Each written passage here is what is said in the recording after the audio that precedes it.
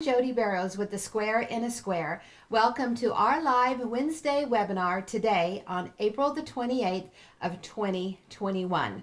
Thank you for joining us, and we're going to talk about something today that is always on people's minds and one of the main questions that we get asked when we do our demos and people are seeing the Square in a Square method for the very first time. And that is, what do you do with your scraps that you trim off? And do you use more fabric with the Square in a Square system? And the main thing I have to say about do you use more fabric with the Square in a Square system is that you only use more fabric if those little pieces that you trim off are either just stuck in a box somewhere or you never go back and use them. I think people forget, because of the way that we quilt today with strip piecing and all of that, or piece today, is that quilts are made from scraps and tiny pieces. And so you just go back and use those little pieces and recycle them until they're either too small to work with or you have satisfied yourself with being a conscientious person and fabric conservative. So I used to have a rule back many years ago, probably 35, 40 years ago, that I had to take a scrap and use it. So if I, like bought fabric or whatever and made a quilt, that was the first time that fabric was used. And then those leftover pieces had to be put into another project. So that meant the second time that those scraps were processed. And then those scraps had to be processed a third time. So my rule was that I couldn't throw away any little pieces until I had recycled those into three projects, that those pieces had been used and then used and then used. Now I have, I guess in my own mind and thoughts, I have developed a system to organize my scraps, because I found out that if I just took my leftover pieces, whether they were little pieces that were trimmed off from the Square in a Square system, or maybe they were scraps, excuse me, or maybe they were scraps left over from a project, or even kind of end of bolts pieces. Maybe you bought a 2-yard piece of fabric and you only used 1.5 yards of it, or 1 yard and 2/3 of it. What do you do with that other third, and how do you organize yourself so that everything will be where it needs to be when you get ready to use it in another project? And I'm always about two things. I'm always about speed, how to organize my time, because I only have 24 hours in a day, 7 days in a week, and how I want to spend that time. And then the other thing is that am I getting the best accuracy that I can get in how I'm doing my process of piecing? So for those of you that are watching today and you're brand new to the Square in a Square, everything we do is just a square in the middle with strips on the side. And of course you can make these any size and any color, and that's how we start out making every quilt. Every triangle unit comes from this, and we're going to do a little bit of that today, but we're not really focusing today on the triangle units that you get with your Square in a Square system. We're going to focus on the scraps and the pieces that you trim off from the system in making just every quilt. I mean, my motto has always been is that every quilter can make most any quilt. And if you follow along with the way that I teach the Square in a Square system, the science of patchwork, how to work with or eliminate the human element of the cutting, sewing, and pressing, then you're going to achieve that speed and accuracy, and every quilt becomes achievable, no matter what size, no matter what color, no matter what triangle unit. So, I'm not really going to be teaching any of that process today, although we will be doing it. My highlight today, and I've been promising people, is that we're going to get into scraps so that we can really focus on our stash and know how to use up what we have and how to make beautiful quilts with it, just like this. Now, I always have, probably the first rule is that I try to always have at least one focus project that I'm working on with my scraps. And this one right here is the Americana. We're going to talk more about it. It's the 3-inch star. It's the little one, and I'll tell you about the pattern and all that here in a little while. But this one took me about 18 months. It was the quilt that I was focusing on with my scraps, and the ones that I was working on when I had just a little bit of time, and maybe I wasn't working on a new project, getting it going, or in between. Sometimes it's nice just to have a brainless project that you can sit down and work on, and it kind of, be a process of it, like 18 months. So this one here behind me is Americana. It's from our Americana pattern, and it is an individual pattern that you purchase on our website, squareinasquare.com. And I chose the little 3-inch star because I had a lot of little scraps that I wanted to work through the process of turning into a beautiful quilt. And this quilt is actually a large queen size quilt. So it has a lot of little 3-inch stars. I'm thinking like 300 or something in there. So the smallest scrap that I worked with was like a 1-inch to a 1.5-inch scrap. So that's pretty small, because when you think about it, if you have let's say you have a 1-inch strip, and you sew 1/4 of an inch and 1/4 of an inch, that strip is going to sew down to a 1/2 inch. So you really can't go much smaller than a 1-inch strip. So this was a great quilt and size to work on, to really get in there and use up a bunch of my little scraps. It also was a quilt that I had made a small one of and carried with me and when I was teaching and when I was setting up a booth at the different shows back when we could do that. And it was one that was just always in the process. And I just love it. It turned into such a beautiful quilt. So now so I've been kind of focusing on just organizing my scraps as I go, but now I have 2 new quilts that I'm going to be starting in the process of today that I'll work on for, a year, 2 years, or maybe longer, depending on, of course, how much time, your scraps, and how large you want that final project to be. And so since I'm starting at the beginning, I'm going to bring you along in that journey of working on this. So we're not going to get all of it done today. It may be, a process of weeks and months, but this is how I get started with it. So all year we've been talking about getting to this, of getting into our scraps. So this is from one of our premium club members. And those of you that want information about our premium club, there's going to be a little ticker that comes across the screen here. And if you'll just go to the website and the email, whatever it is that it's telling you, and request information on the premium club, then we'll send you all those details. I'm not going to go into that today. But this message came from, I've got a whole stack of messages here that have come in the last couple of days or 2 weeks.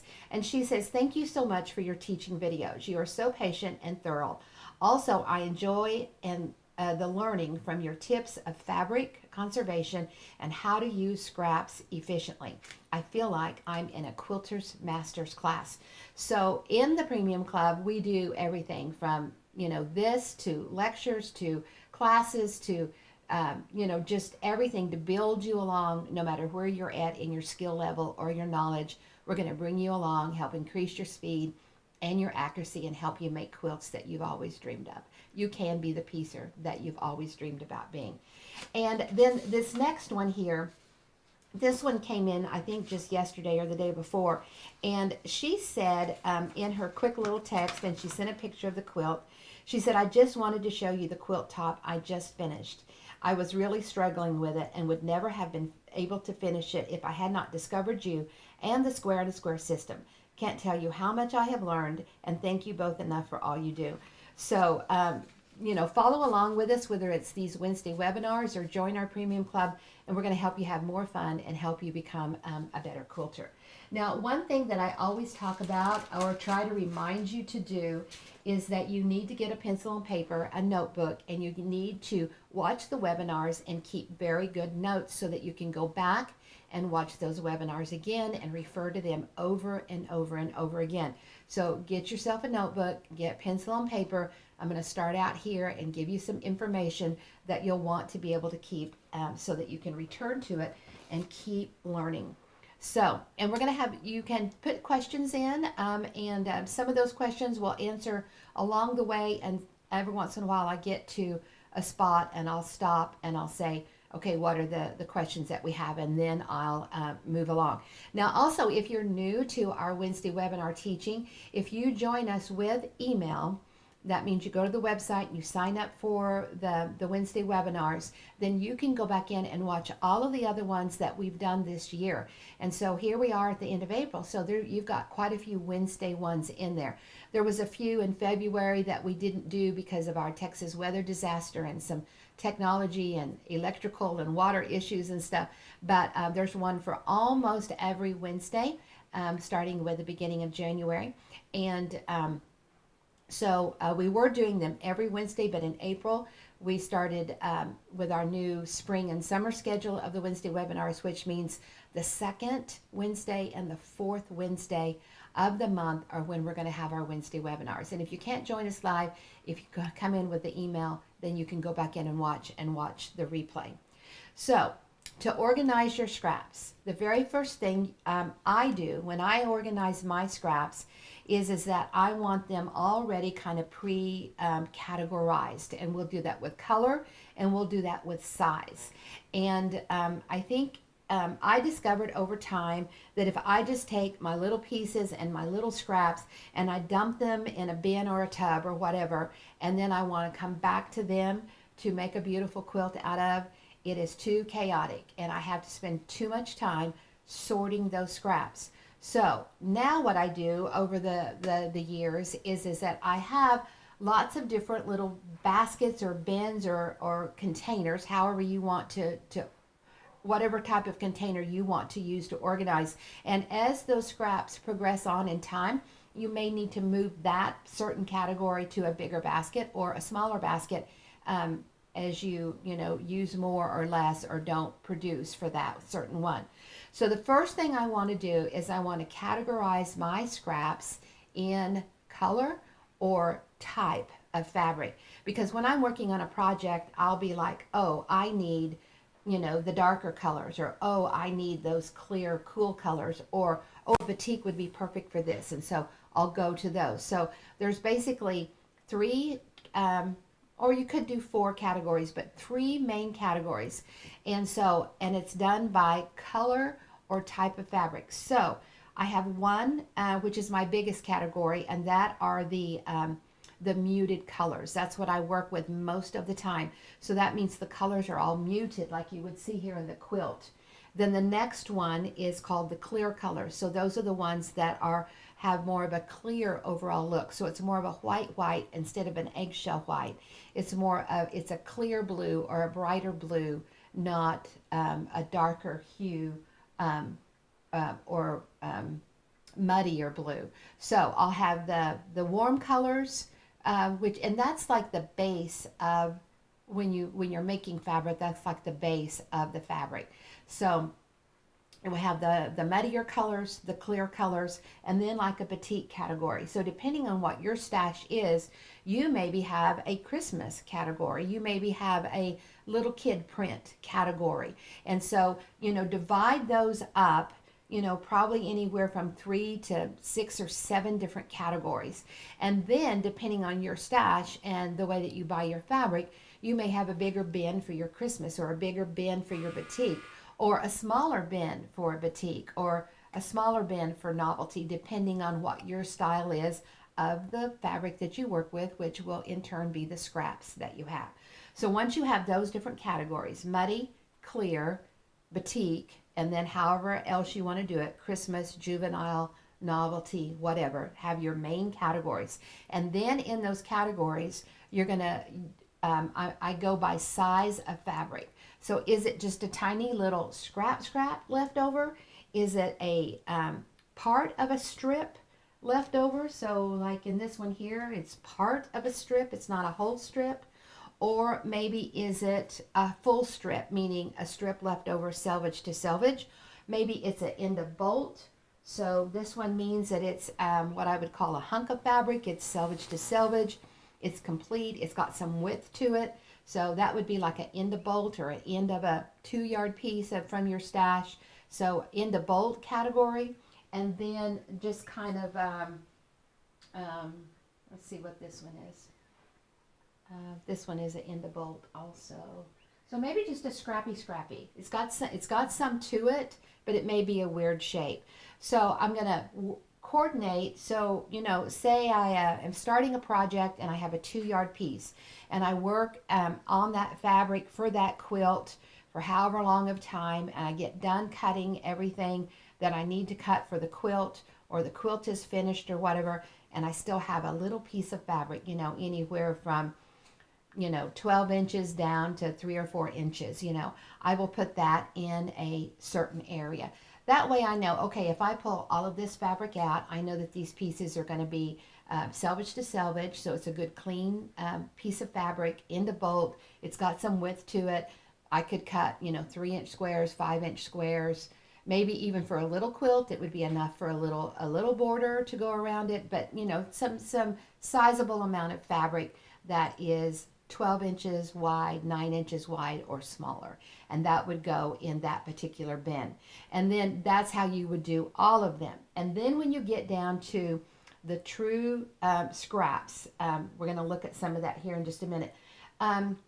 If my end of bolt is like 5 inches or less, I may want to go ahead and cut it into strips and put those strips in a certain stack or bin or basket or whatever, some way that you organize it. And then that way, and especially once I have a project in mind. So like when I was working on this project, I knew that when I got to any of the ends of my fabric that I needed at least a, let's say, 2-inch size of square for my stars. So I maybe would cut 2-inch strips and put them away for the quilt.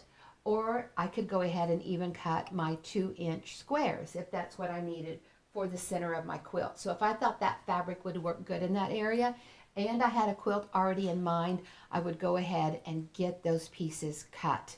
Now, where we're going to start today is at the beginning when I was just having leftover fabrics for whatever.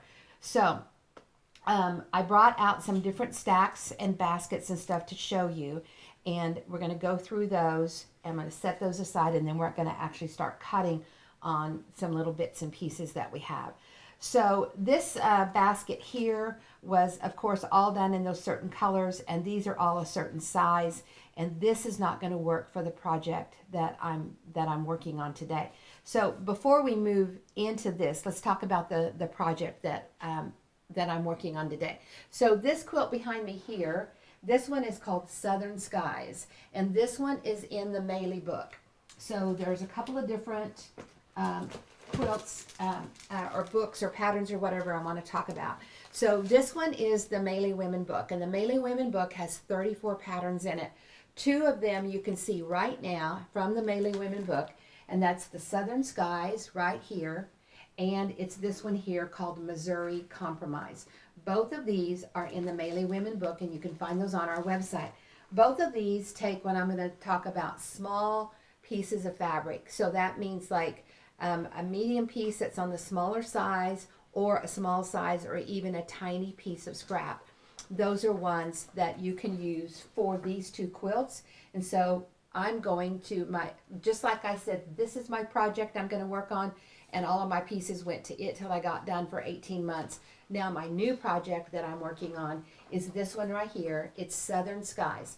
Now after I organized my scraps and I looked at my pieces, I was like, I need to find a quilt that's got some pretty small pieces in it, because the scraps I need to use up that are kind of overtaking my sewing area are these small ones, and I really need to help keep them processed.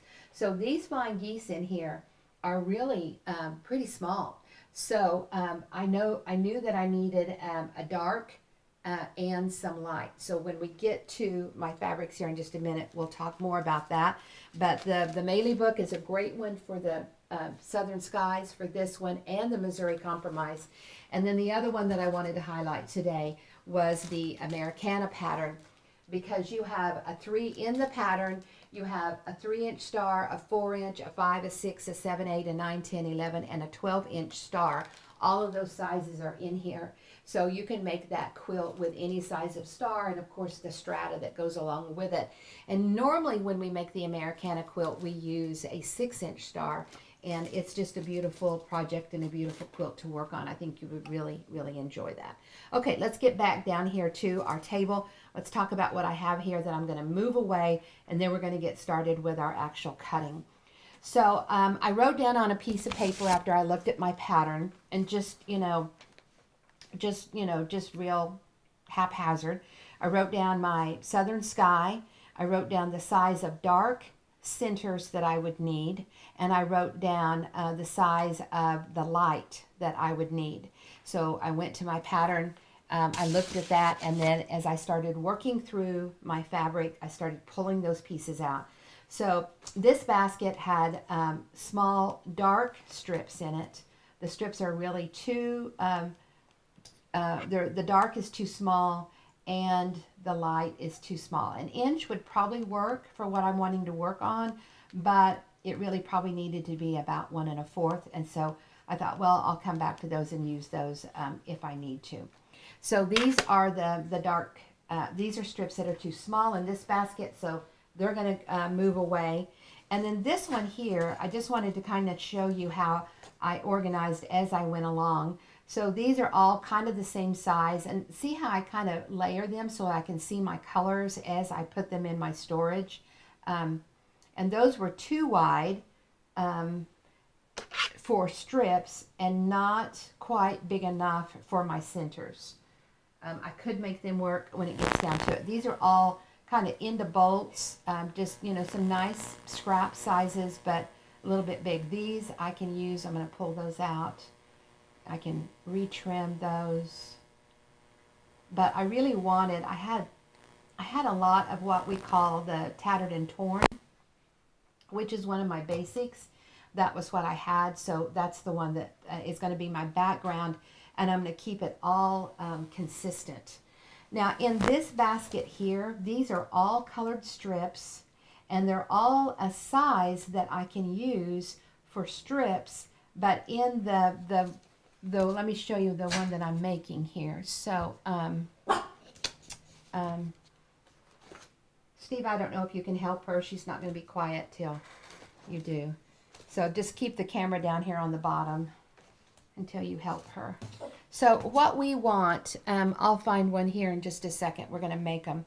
But what I want is a dark center. You can kind of see in the process here. I want a dark center, and I want my strips to go around for my basic square. So any of these strips, they're wide enough for this one, but they're not the right color combo. But look how all of these are, see how they're all cut neatly and they're all layered where I can see. So this was like end of bolt pieces that I just went ahead and cut because I knew that that would be a size and a color and all that I would use. This one is kind of the same. Some of these laying here on top are just a little bit wider, but they can be used in this project. And then here are some in this bag that were all wider. So I could use them if I needed to, but I don't want to use the wider ones unless I have to. So these I'm going to set aside. I can use them if I need to. These I'm going to set aside. And these little, I love these little baskets that are like trays. You can get them at like a Hobby Lobby or a Michael's or whatever. They're not very expensive. They're a nice size where you can actually get your scraps organized. And that way you can move them around, and they're just easier to work with. So these are already cut and organized for any project that I want.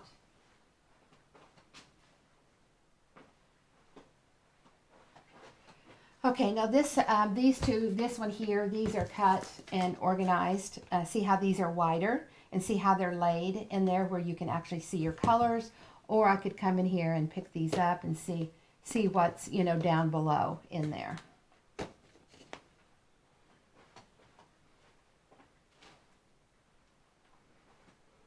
Much easier to use your scraps if you have them organized. Now this is one that was kind of on my sewing table. It was kind of a catch-all, and so it's got a little bit of variety of stuff in it. So here is like a little short strip, but is it wide enough to work with? And then these are like little trim offs. They're actually little scraps. So all of these need to be organized and put in their proper place. This is a good background, but it's not the color I'm working with. And so on. You can just see how they're neatly put in here, and they just need to be organized into their bundles. And I don't let these, I have a little basket for that because I don't want this type of a stack to get too big without me going through it and working on it and getting it sorted and put in. So that one's in process, needs to be done. This one we can use, I'm going to leave it out.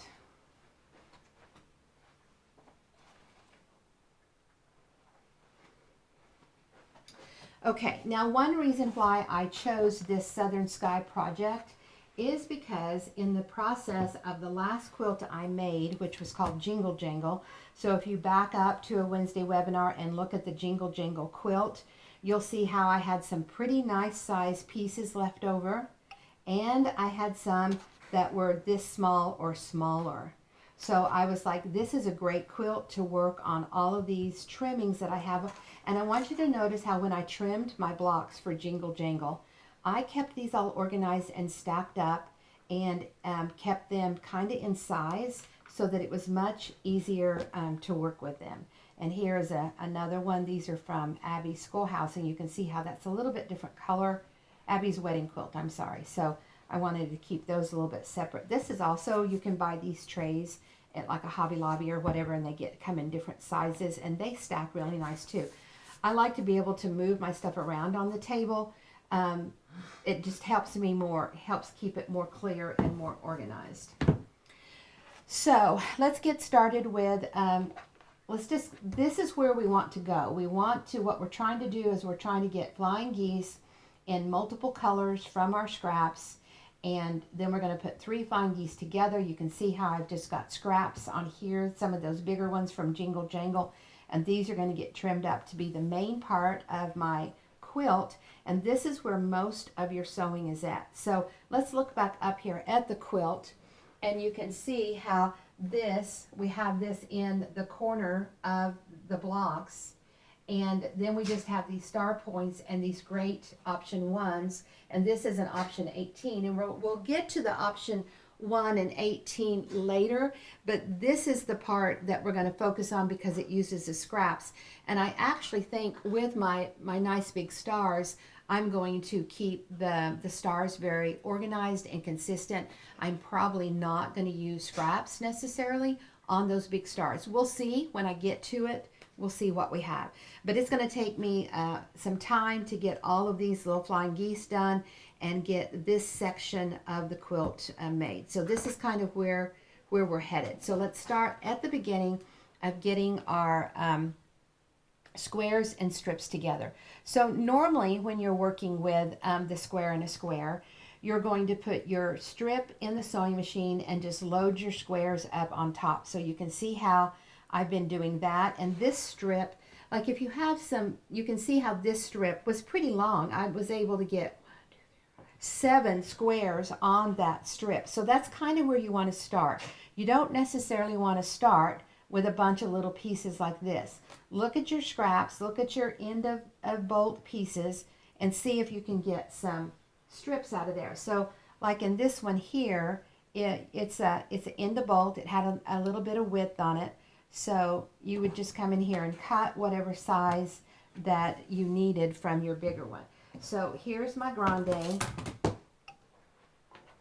and I'm going to come in here and cut. Now because these are the ones that you sew on the side, you don't have to worry about is it as perfect as what you want it to be. So I can do multiple layers like this. I've just got it folded in probably about 8 layers. And I can come in here and look how quickly I can cut this end of bolt into some strips that I can use. So that's probably a great place to start, is putting your strip in the machine. So see how this was a selvage to selvage strip, so it's a nice big long strip, and you're just going to come in here and put your squares on the strip just like that and load it up. And we're going to go back and sew some of these here shortly, but I want to do a little bit more cutting and organizing. So those are your strips that you can cut, and So this one was one that had a funny end on it. So you can kind of see how the strip had that funny end. So when I put it in my machine to start sewing, I made sure that it was up here where it would, you know, have the full width of the strip. Now we're probably gonna, and there you can see the end of it. You can see how I started the next one. So your scraps, you know, just whatever you've got. Now let's get down here to the end of this one and let's see. You may think, oh, the square goes down farther than the width of the strip there. So see, you've got about 1/4 of an inch or more that's down there. But the way that you cut these to get the angle, I see how I'm going to have more than enough fabric to get that little triangle shape for my flying geese. I think when you're working with little pieces and you're kind of like, okay, is this going to work? And you're trying to get the hang of what you're doing. If you make one sample, and we're going to do that here in a minute, and trim it up, then you'll know when you have these little pieces, oh, is that going to work? So we're going to leave him out because we're going to come back to that. And these all have side 1 on them. So now we need to go across and do side 2. So let's look at some of these pieces of what we've got going on.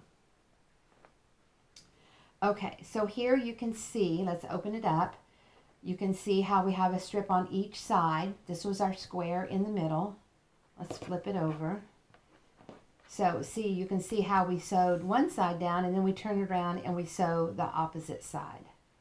And look how when you're working with scraps, you may have, you know, like this first one here was a long one, and then I had some of these little ones, and this is how you can just use your scraps of any size. So what I would do, you could use your rotary cutter or your scissors, and you just come in here and separate them after you have 2 sides on. You can do it with scissors or a rotary cutter. So see, you're just going to come in here and separate. So if you had a long strip and a short strip from your scraps, it's going to be okay. Now, if you're brand new to the square and a square system and you don't understand even this part here that I'm doing, just hang in there, keep watching. It'll all come together. And when you go back in and watch some of the other videos, it should all start to come together. It's kind of like, you know, if you work on a jigsaw puzzle, you kind of put some of the sky together and then it just kind of hangs out there, and then you work a little bit on the grass, and that's down at the bottom, and then you've got some flowers over on the side, and maybe a little farmhouse or something, and you just, you know, keep working on what you can see, and then pretty soon it all comes together. So here are some. See how that one side was long strips?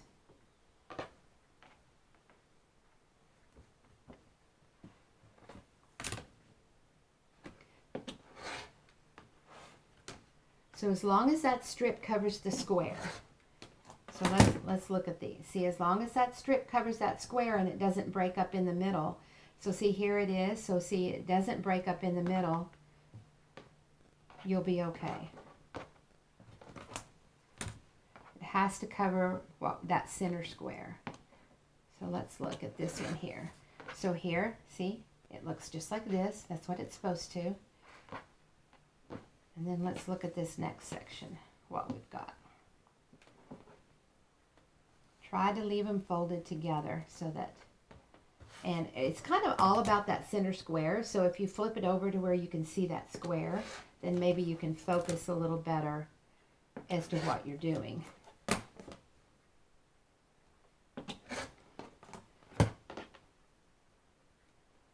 And here we are at the end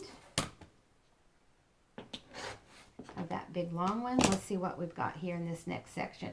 So see how when I was sitting down to sew, I just kept on working. I didn't stop, didn't take my stuff out. I just kept going.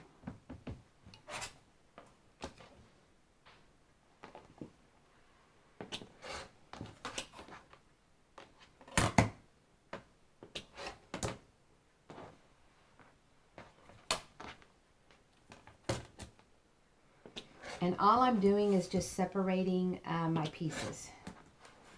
not trying to cut it perfect along the side of the square. I'm just separating them.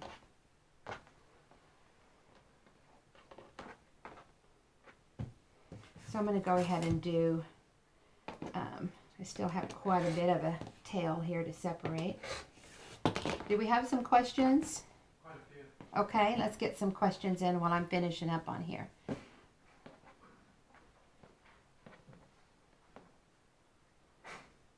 I'm going to leave this one. We're going to come back to him.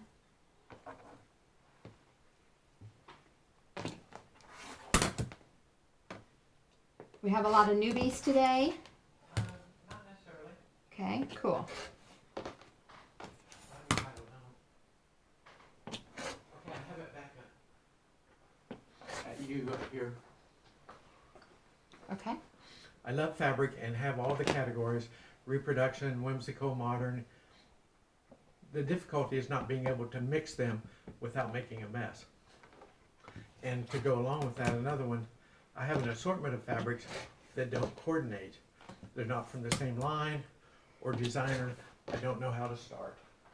Okay, so one question was, they're not from the same line, they're not from the same designer, how do I start? Notice when I talked about sorting your fabrics, I didn't talk about them all being from the same line or the same designer. I said choose their color. Are they muted, darker shades of fabric? Are they, which some people would call primitive or even country from years ago, or do they have a clear color? Has nothing to do with company or designer. It has to do with color.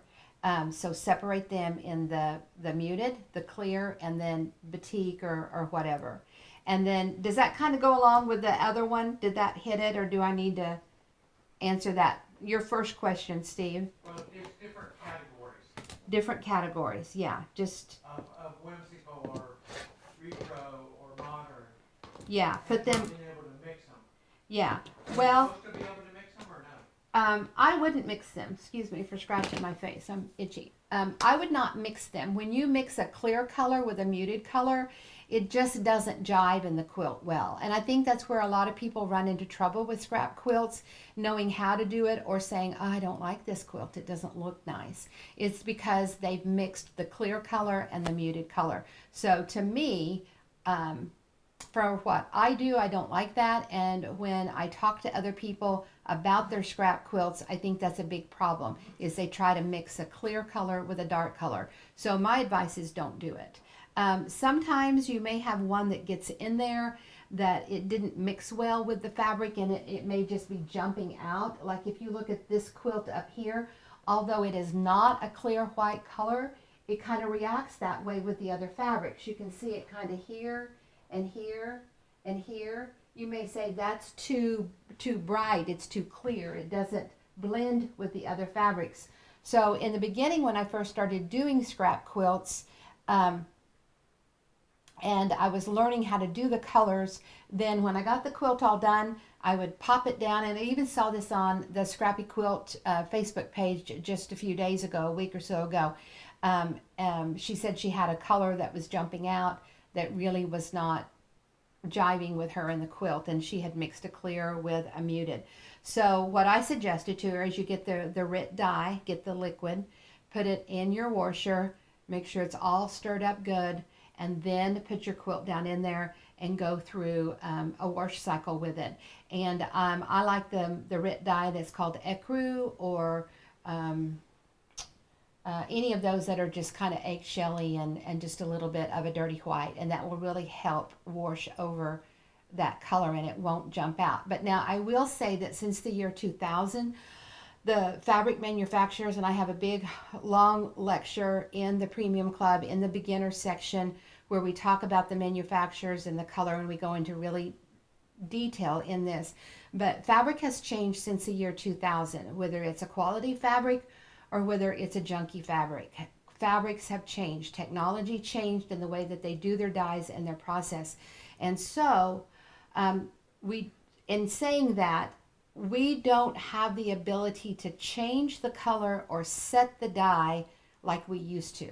For people who were sewing back before the turn of this century, You could kind of change your color a little bit. You could set your dyes. You could dye over. You could over dye. That is not as easy done today as what it used to be, especially with well-made fabric. When it leaves the factory and it comes to the shelves or to the designers, whatever you see is what you get. It's not really going to change. And so I like those benefits. I like that new thing that's changed, meaning that a good quality fabric is not going to bleed or run like I used to, and that it's not going to fade and wear away, with just a couple of washings. It's pretty much going to, it's set, and that piece of fabric is going to live the rest of its life like that. But remember, a lot has to do with the chemicals in your water for where you live, and a lot has to do with the temperature of the water. So, there's a lot that goes into that too that I talk about in my lecture. Okay, another question, Steve? Yeah, I got 3 more at least. Examples of clear and muted. Everything that I am working with today is a muted color. A clear color I don't really work with. That's not really in my stash. The last time I did a scrap class and in my lecture, people were like, can we see a clear color? And I dug around and I don't have it. That's not what I buy. So I can't really help you in showing you a clear color. But it's going to be more of a pure white. It's not going to be a off-white or any of that. Would that be like a modern? Well, to me, people may refer to it as a modern, but really a modern quilt is not that. A modern quilt has more solids in it. A modern quilt is brighter and clear, and a modern quilt has a lot of open space and more larger, geometric, less sewing. That's what a modern quilt is. So I guess you could say more of a modern color, but a modern quilt is not just a color. It has other qualities. A limit to the size you keep when you're going through your... An inch. I don't keep anything smaller than an inch. Okay. Okay? And on the end of bolt, what is the best size strip to cut them into? When you have an end of bolt, meaning that you have a hunk of fabric that's anywhere from 12 inches down to 2 or 3 inches in the width, and of course it's selvage to selvage, what do you cut it into? Sometimes when it's really big, I will just save it because I don't know what I'm doing with it, and that's a nice big size of fabric, like 12 inches. If you were making a small quilt, you could actually get border or binding or something out of that.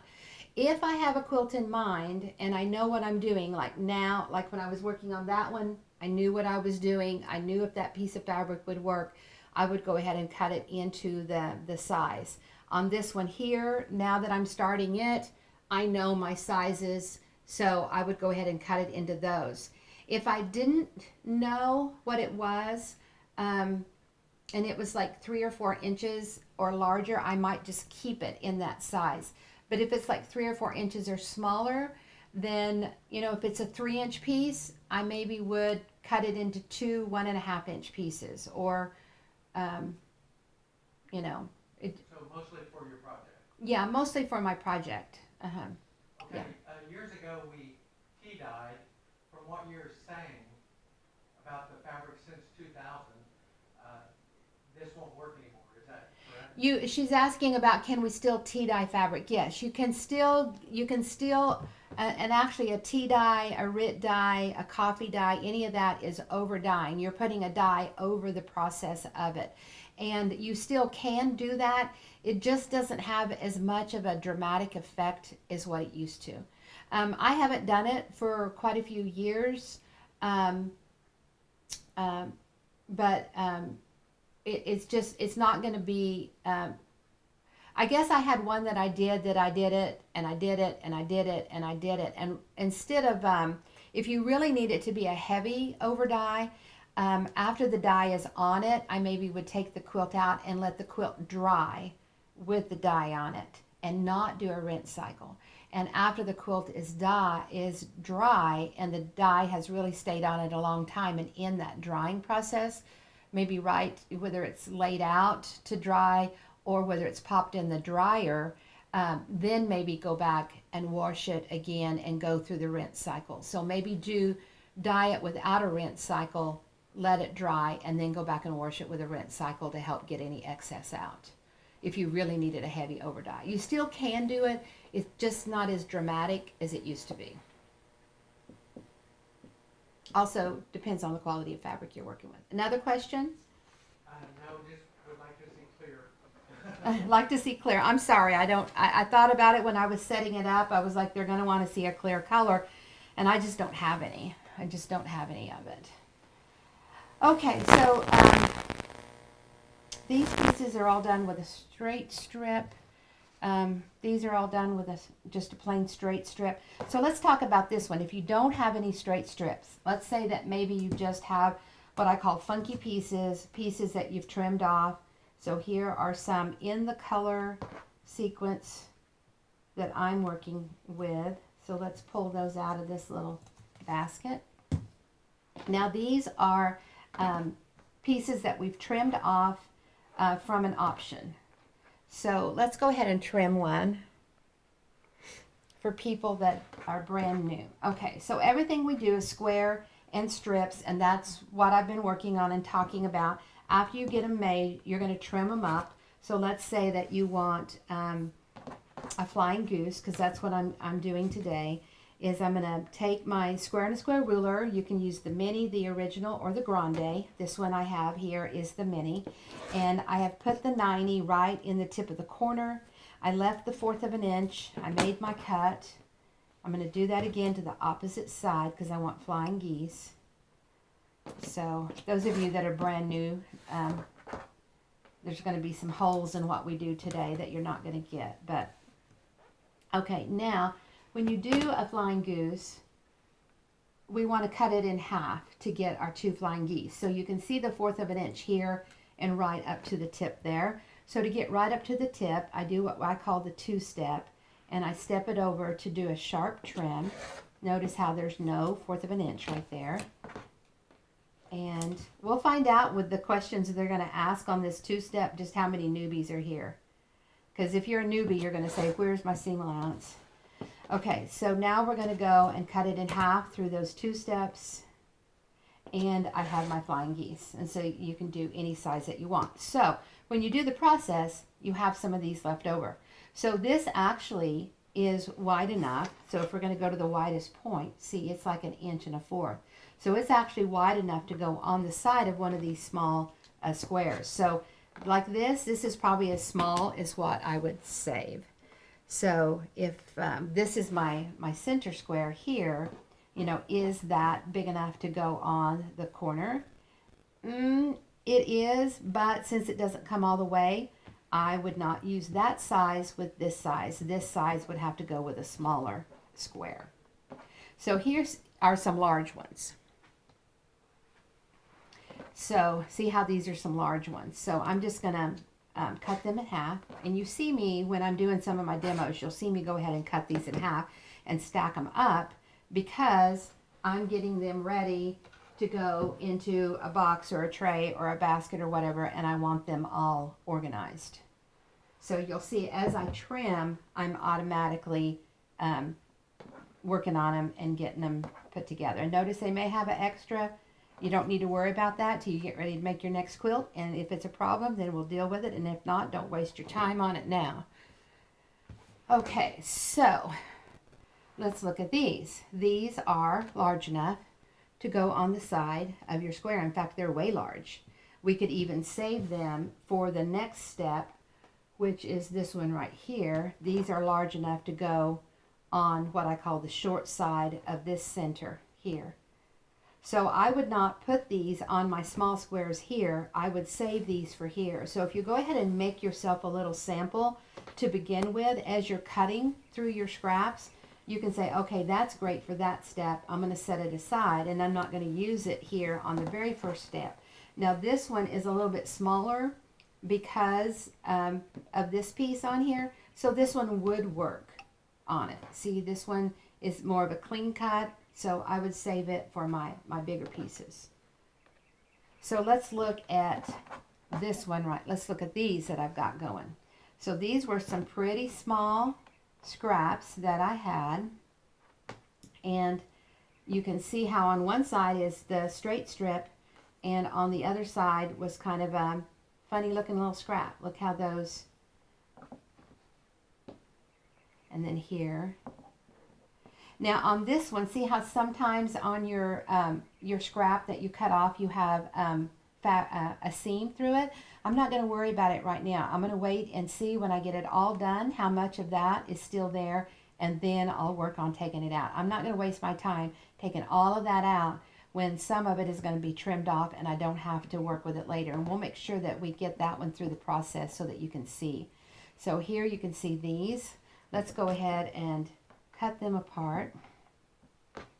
Now you have to make sure that the side that you're sewing onto the square is long enough that it covers the square.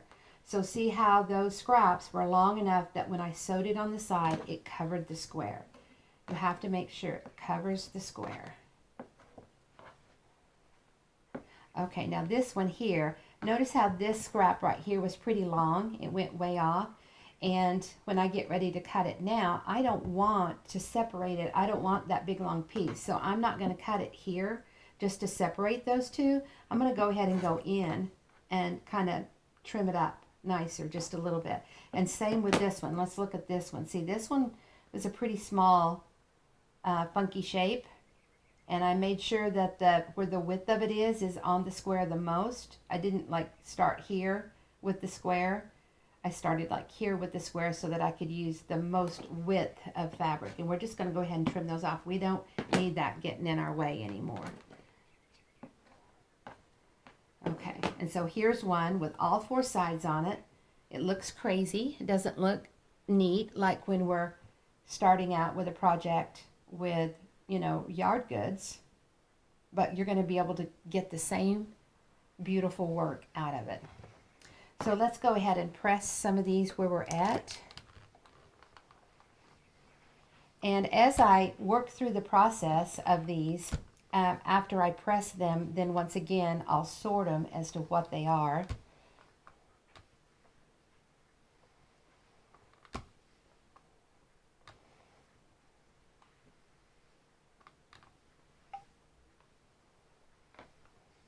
Questions?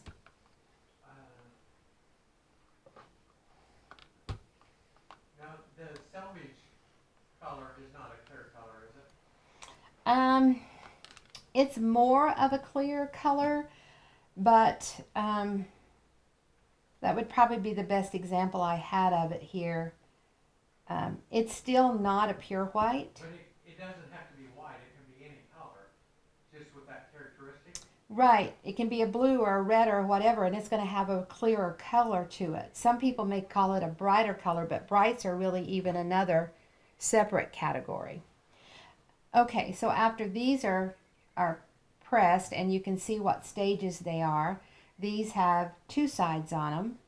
So I'm going to put them all in a stack, and you can see how they're just whatever my scraps were, and see how it covers the square. This one has one side on, and this one has all four. So let's go ahead and trim this one so that, because you'll want one that you can use as your sample. And these were like two little scraps I had left over. I've got them stacked up. I'm going to go ahead and separate them. These I'm going to put in the bigger stack. These I'm going to put in the smaller stack because these will work good for the first side. These are a little bit bigger. They'll work better for the next row that we sew around. So I want flying geese, so that means I'm just going to trim two sides, leaving the 1/4 of an inch. Now see, that one right there is big enough that it could, if you had to, you probably could use it. So sometimes you may need just one more to finish something. So I would put that in a basket that says, if I have to. That would go in a stack, if I have to.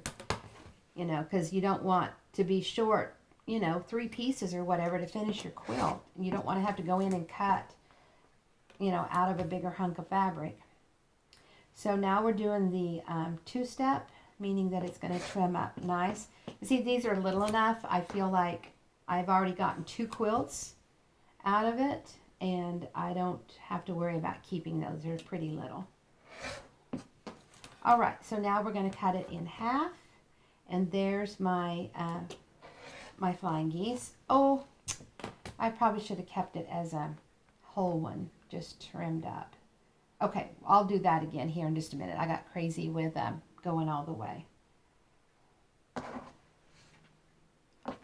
Okay, so we're going to use these back on some sides of these. And these all have two sides. So those are ready to have some others put on. Okay, let's, I've got a couple of these here. So I've got another few if I need them. So what we want to do now is that instead of just a square in the middle when we trimmed it up to get our flying geese, now we have this rectangle shape. Because see, we're going to put 3 flying geese together. So when you sew 3 flying geese together, it becomes a rectangle. So this is the long side of it. So this piece has to be wider on that long side because you've got to come out like that. And this is the short side, and so this you can put a smaller piece on. So like some of these that I was talking about that were smaller.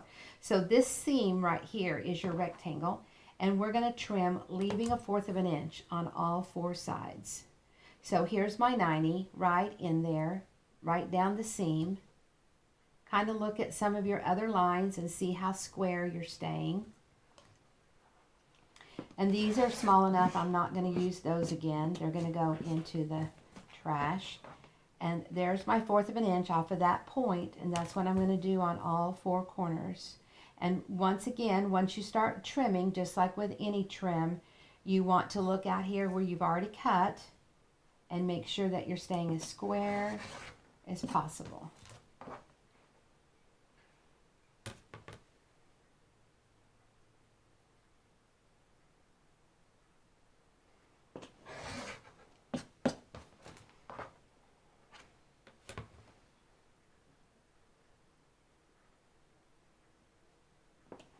Now this little shape right here is really a fun shape. We're going to use it in the quilt of Southern Sky. You can use it as a border. You can, it's just so cool. I should have got the quilt with the border in it and showed you what I did. Because one time when I've made 2 of these scrappy Southern Skies before, and sometimes I don't count what I need. I just sew and sew and sew, and then so I'll have some orphan blocks, some left over, and then I'll have those to work in another project somewhere. In fact, I think I have it right there. I'm going to step away and get it.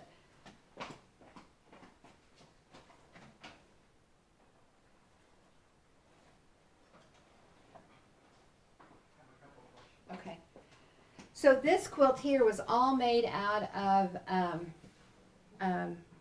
just orphan blocks. And when I was learning to applique, this was this flag one was one that I really liked. And then after I got it done, I was like, okay, it's applique. I want to do something with it.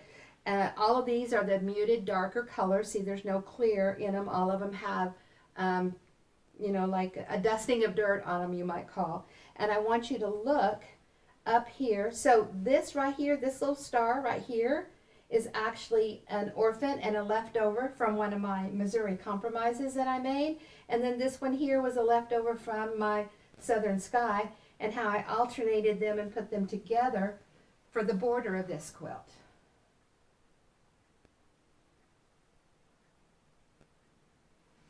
Okay, a couple of questions. We're going to sew a little bit. Do you pre-sort by color placement on the basic square? No, I usually just put, usually they just go in as end of bolts or as strips, depending on what I've got. Now, I do want to go in and cut a couple of squares. Okay, so here is just some type of little leftover square that I had. And I need colors. I need my centers to be color. This is a color, so we're going to do my centers. So you would know what size of centers you needed. So I would measure my piece. My little mini ruler doesn't go wide enough, so I'm going to come in here to my grande. And I'm going to look and see if I can get 2 out of a width of it, and I can for the size that I need. So I'm just going to do a cleanup cut. And then I'm going to come over here and do the width of whatever it is that you're needing.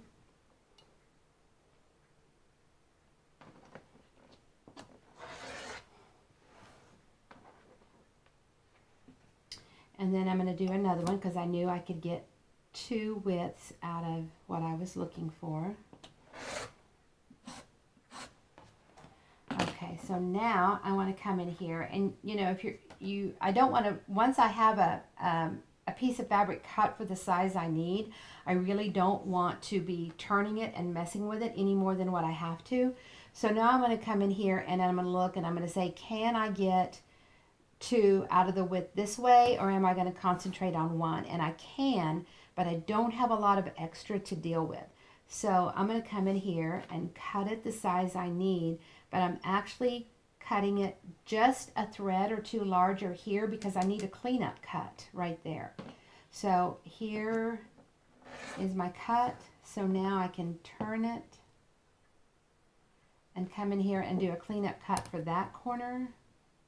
And I knew I needed as much as I could, so there's not much there to clean up on the cleanup cut. See, just a little bit. See, just a little bit. So that's a center ready to go. And then see how I don't have to move this one? And I can come in and cut it. And I have a little bit. See, I didn't have a lot to work with for a cleanup cut. But if I was careful and double checked before I started, I knew. So let's go ahead and do this one. This one should be the same way. I'm going to cut it just a thread bigger so that I can come back in and do a cleanup cut over there and still have enough for my other one. Because once you start cutting your fabric, you don't want to move it any more than what you have to. Because there's 2 layers here. If it's one layer, then it's not going to matter. But if you've got multiple layers, then it'll start shifting on you. And this center is really important for it to stay true to the size that you're working with. Okay, so that's cutting centers, cutting strips. So let's go over and let's start sewing on some of these for whatever step they're in. Yes? Uh-huh. Okay, how do I keep color placement correct? How do I keep color placement correct? You're going to have to have your quilt chosen, and you're going to have a little cheat sheet. And so on my little cheat sheet, I had my pattern, I had my dark centers and my size, and my strips were all light and size. This one's pretty easy because you're not having to think about, okay, what color goes here, what color goes here, what color goes here. They're all, pretty straightforward. You're going to have a center that's a color, and then your strips are all going to be a contrasting background. So this is one reason why I like this quilt to do as a scrap quilt, and it's also why I like to do this one as a scrap quilt, because it's easy to keep your color coordinated and keep track of your color. You're not thinking, okay, I've got to have light squares with dark strips, and I've got to have dark squares, with dark on one side and light on one side. There's none of that. This is an easy color to keep coordinated in your mind. And once you sit down and make yourself a little sample, then you've got that visual right there in front of you. So, more questions? Yes, on clear colors. When a clear color, let's see, is it like a true red or a true blue? It's just not being muted, similar to like if you go to a paint store, you get the color before, the pure unsaturated color, before you mute it or tone it down. Is that more, make sense? It is more of a, we use the word clear because it's a clear color. it doesn't have, like if you go to a paint store and you put black in it, it's probably not a clear color. Like if it says do 2 drops of black and then, you know, so much yellow or whatever. It's the color before they put the, like if you have a red. Yeah, yeah, I guess I would, yeah, Okay. I guess that's true. Will you have kits for Southern Skies? Will I have a kit for a Southern Sky? Well, it's your scraps from your stash, so that's kind of funny. If I did a kit for it, we'll see when I get it done. Um, It's organized. yeah, it's going to be organized, and the stars. If you can look up here, Steve, at the quilt, my points for my stars in both of the quilts I've made that are scrappy, my points were all the same for like a red star, and my points were all the same for a blue star. I really think you need that consistency so that the star really jumps out. You don't want to lose your points on this big star, because it's an important part of the design. And this is a quilt that we're going to keep working on. We'll do a lot of Wednesday webinars on this one, and you know, show you the progress of it and how we're moving along on it. And I'm probably going to use maybe red floral for red stars and maybe blue floral for the blue stars. And so, you know, we would know how much yardage we needed for stars red and stars blue. So I guess what I'm saying is we could do a partial kit, but, you know, for all of these little scrappy ones in there, no, we couldn't do that. So that's another point that's good to make is that part of your quilt can be built from your stash scraps, and the other part can be built from, you know, your yardage. Now, when you go in and make your stars, you're going to have some leftover colors of dark. And so those leftover scraps of dark could be used as your centers for your flying geese here. So it could be that you make some of this and then you make some of that, and then those go together to make another batch of flying geese. You know, just like a lot of my background scraps were from Jingle Jangle. So that's why the quilts, you know, are made over a process of time. Okay, more questions? We're ready to sew some. I think we're ready. Ready? Okay, so some of these are just my leftover pieces. We talked about those up there. So I need to put a strip or a scrap on each side. And I just don't want that part down into the block. So I want to, since these are pretty nice size and big, I'm kind of pushing it up a little bit there.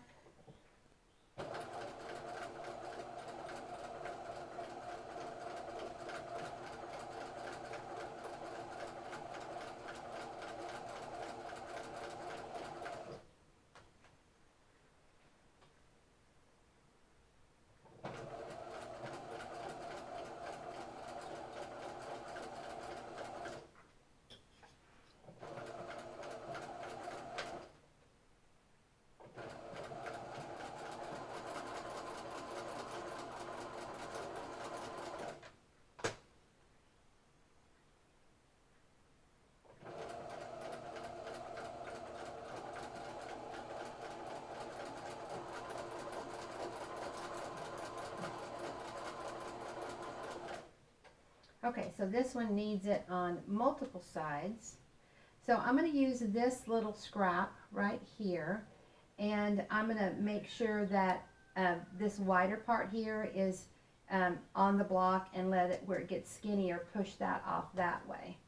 And that way I can get the best use out of this little scrap.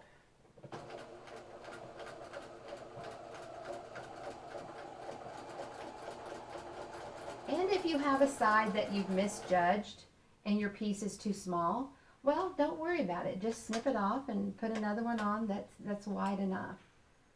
So now we're going to come back in and put side 4 on. So see, they're looking like this. And I'm just focusing on the clean side of the scrap. So this is like the clean side of the scrap. I'm focusing on it, and I'm focusing on the clean side of the square. And I'm just putting it on there. And if there is a width of your strip, make sure that the width of your strip is in the middle as best as possible.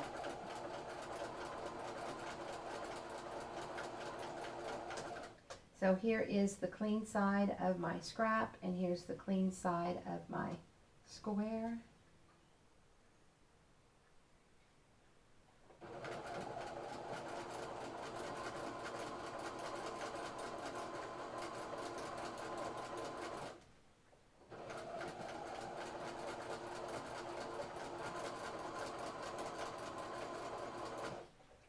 Now, if you've run out of scraps and you're just using, you know, look at this little strip right here that I have, you know, that's going to fit. It's going to fit on the side of that square. So you can use some pretty small pieces.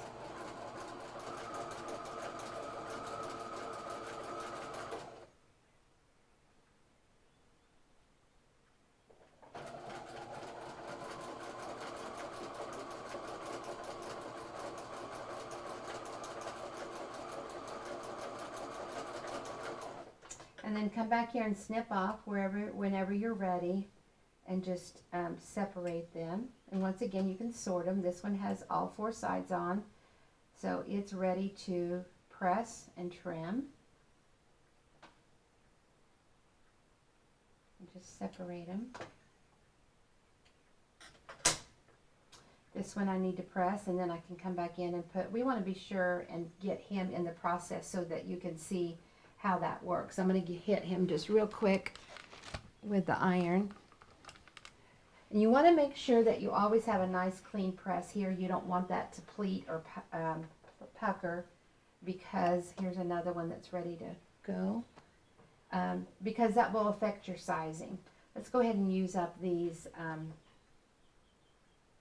funky shapes left over from trimming.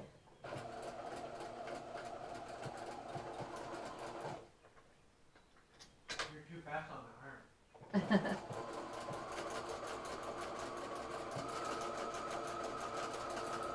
We'll press some more here in a few minutes, and they'll get to see the press.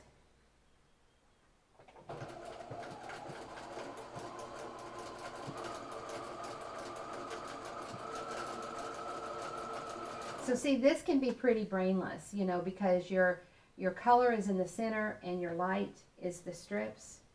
So you can just kind of sit down and put something you want to watch on your Netflix, and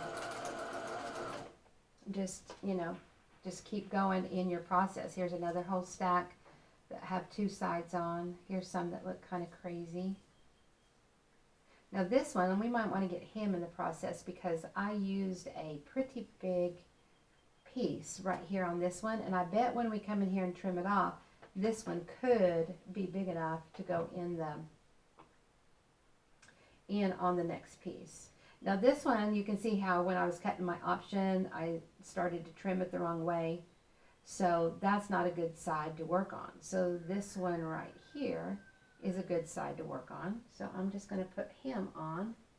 And notice how this one is the wider width part, so I moved it so that any of the skinny part is off away from that center square.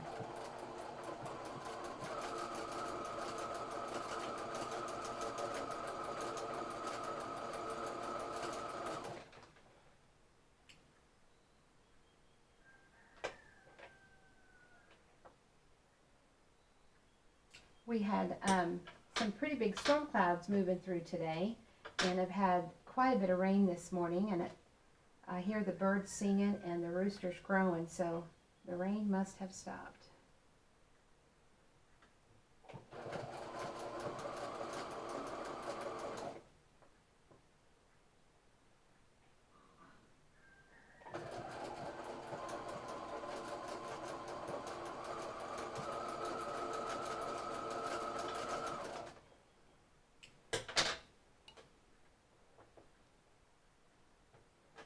So just focus on the square. If your pieces are really crazy, scraps, just leftover scraps, just focus on that square and putting that strip on the side.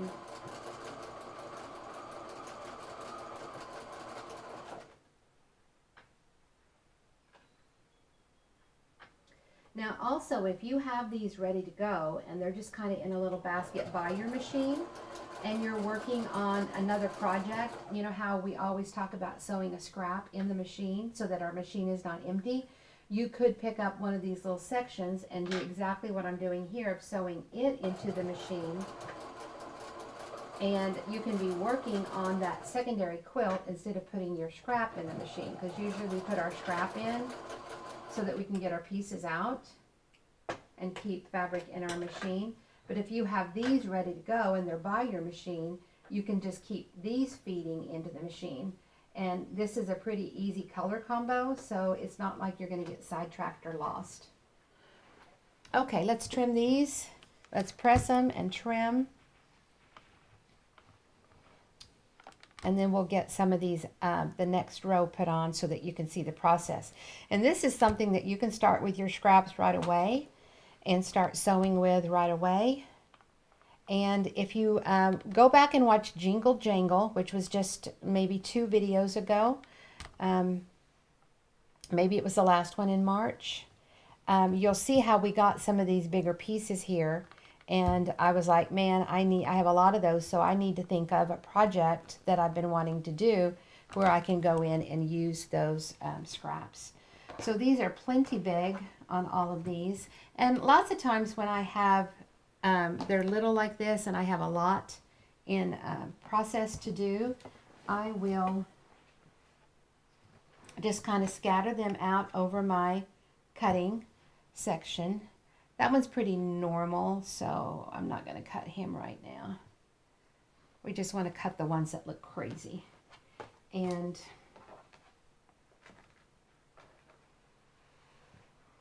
so you can, and it'd be nice, you know, since you've got stuff in different process, you know, make sure you have little bins put together, you know, little baskets or whatever, so that you can keep stuff together.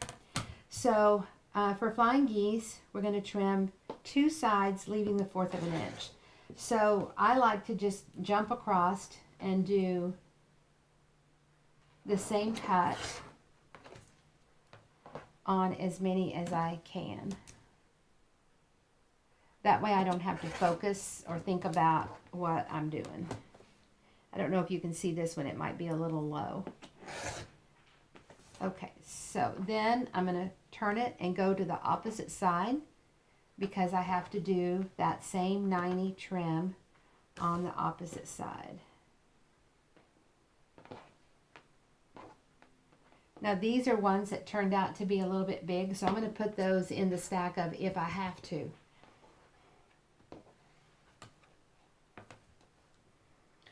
So now you want to, of course, look where you've cut. Make sure you're keeping square. Make sure you have your 1/4 of an inch and that you're on the opposite side.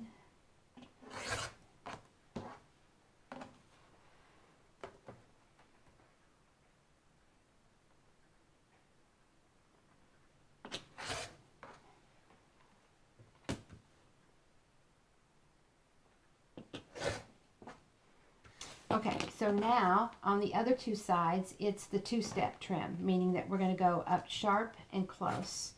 So we're going to put the 90 in the corner, and then we're going to step it over 2 lines. And it doesn't matter if you go to the left side of the 90 or the right side. And where you've already cut, make sure you're keeping it as square as possible, and you want that to be a nice sharp trim. And that's going to be on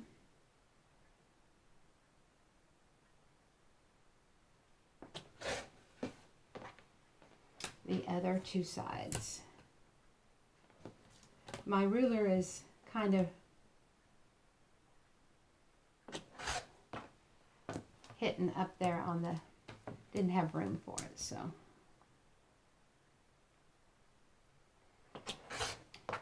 I emphasized.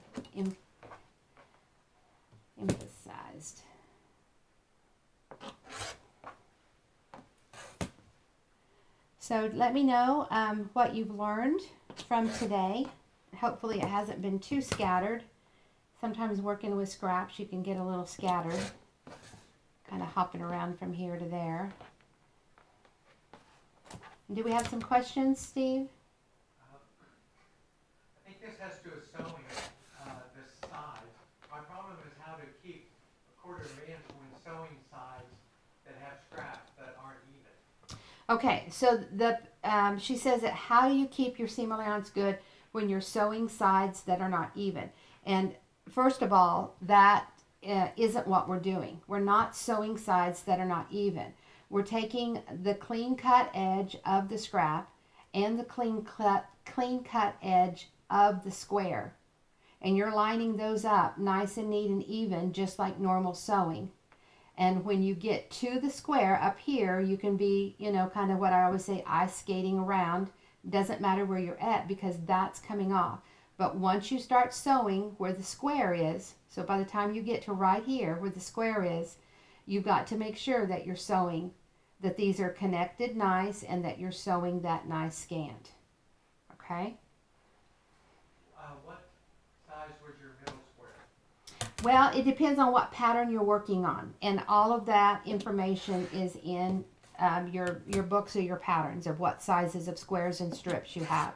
So it depends on with the star what size you're making, and then if you're making southern skies, then it's going to tell you. So all of that's in your pattern, and then you're just going to come in here and cut these in half, and then after you have your flying geese, then what you want to do is you want to put 3 together. And here's where it gets fun, because this is when you get ready to start putting different colors together.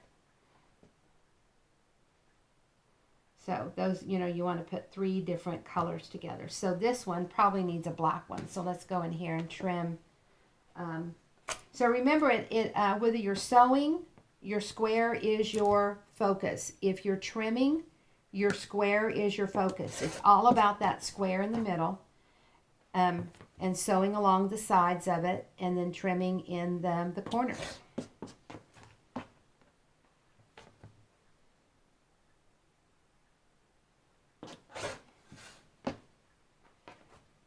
Another question? No. Okay.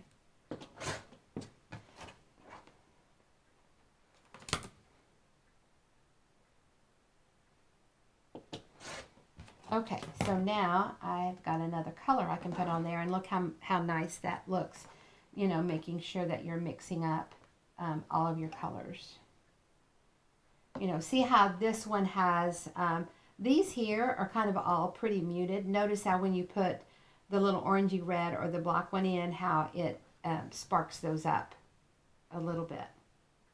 So let's go over and let's start putting some of these together. Let's work on 3.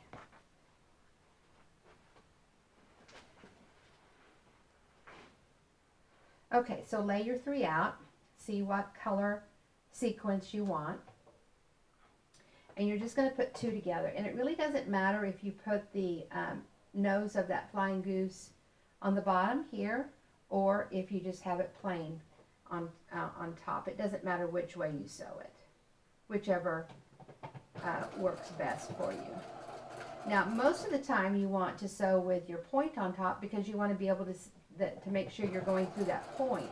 But because the ruler is trimming it for you and it's trimming it perfect, then you don't really necessarily have to worry about that. So then think about your color sequence here, however you want those. So let's put this one with the little nose of that flying goose on top. Okay, now this one is a little bit bigger than this one, so I don't know if he's too big and that makes him too small, or is he just right and he's too big. So I always talk about matching them up, so because they're roommates, you want them to live together. So I may put him out. These 2 work good together. And remember, if it's 1/8 of an inch, you can work it out in the seam. If they're not, but if they're more than 1/8 of an inch big or more than 1/8 of an inch small, then you're going to run into trouble. Kick him out, use him somewhere else. Now see if these 2 fit together. Now see, those 2 fit together really well.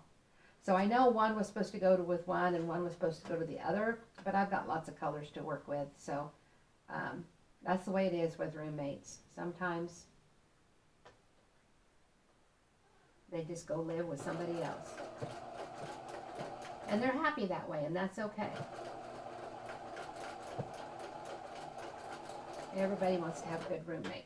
Okay, so let's take some of these off. And since I switched up my colors a little bit, I want to pay attention to that and see what I got going over here. I don't want him. I can put him in there, and that's all right.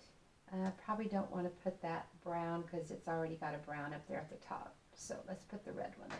Let's see if these two roommates are going to be nice together. Yep, they are. And you're going to have to make like 200, I think, and 25 or something of these basic squares. So you've got a lot to make. So you're going to have, you know, some that are a hair bit big and some that are a hair bit small. And so make sure that when you choose roommates for them that you're, you know, don't just force them together. Pick roommates that live together nice. Now he's same color as there, so I don't know. Let's see what we've got over here. I can always go over there and grab another color.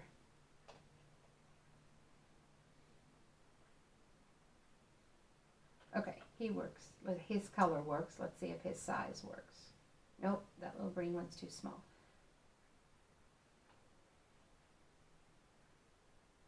Okay.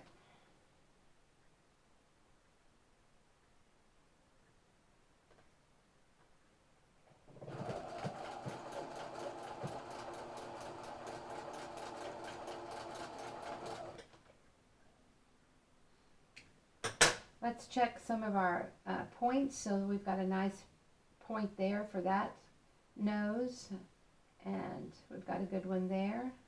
So he's ready to press and go on to the next process. Let's see about this one.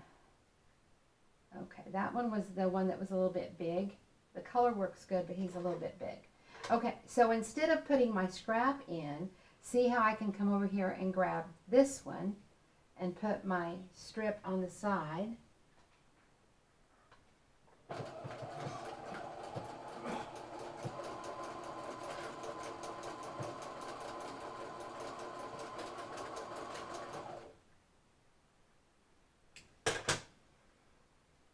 Okay, let's check those corners. Good point, good point.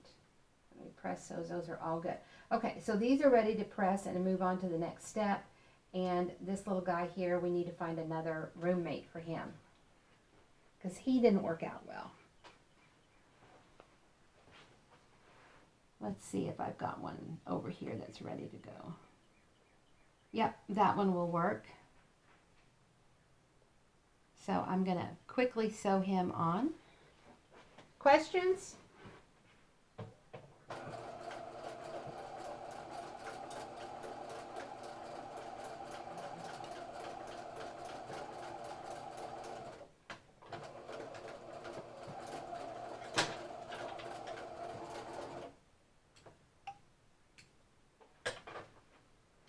Okay, now when you press, the rule for flying geese is that if you have 2 flying geese or more, and how many do we have here? We have 2 or more. We have 3. So when you have 2 or more flying geese, when you press, you want to break the beak. So when you look at these here on the back, you think, oh, we probably want to do it like that and press them like that. But see how that beak is flat and the goose is just all flying? We want to do what we call break the beak. So that means that the press is going to break that beak, and it's the flying goose's body, or the open part of the body, that's going to be flat.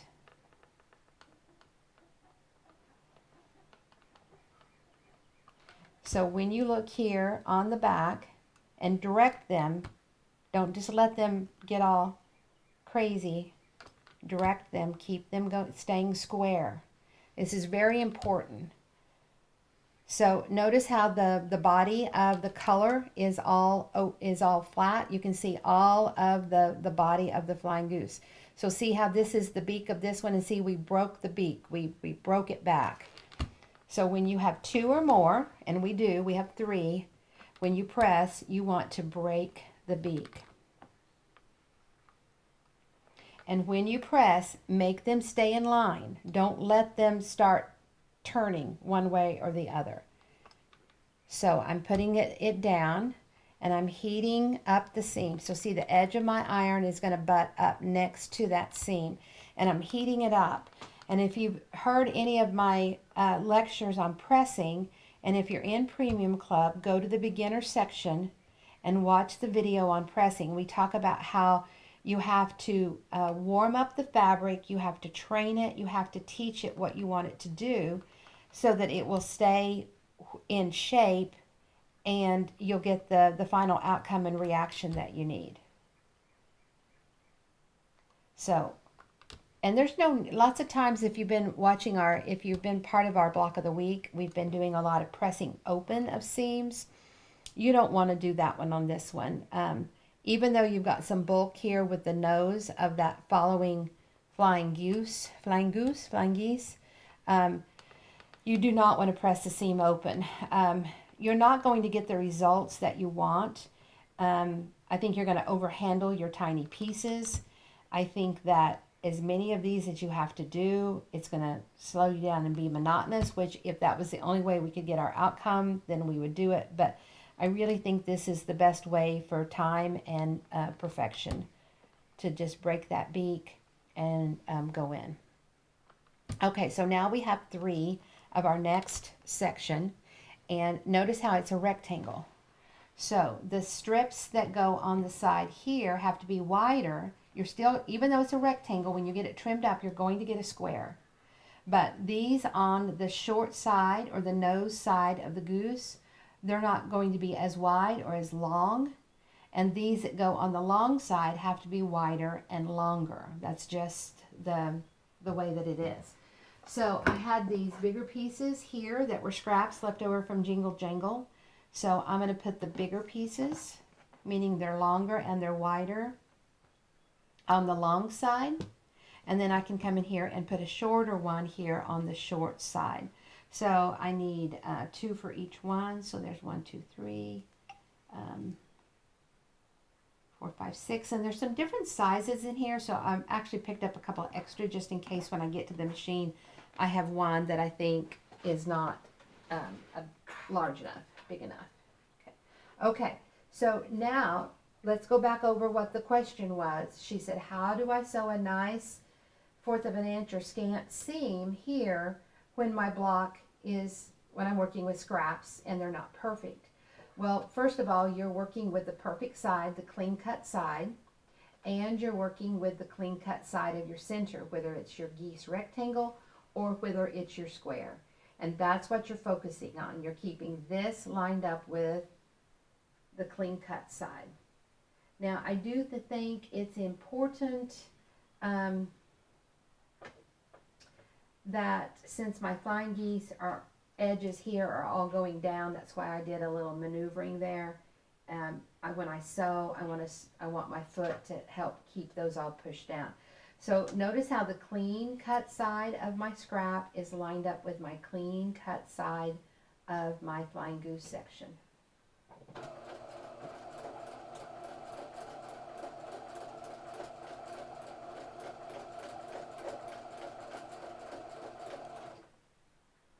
And also pressing it like this keeps these flat. And since you're done here, you're not doing any more cutting, sewing, or pressing, it's okay to have this bulk.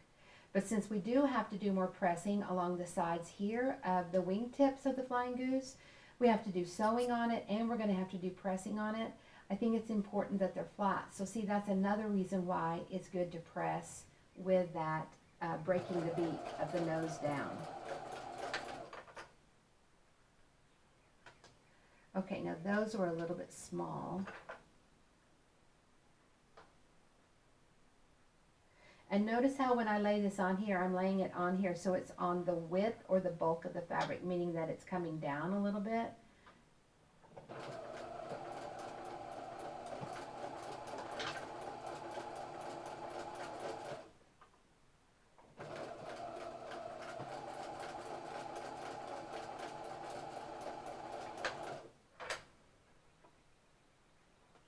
Okay, that one's getting a little smaller, but it'll work.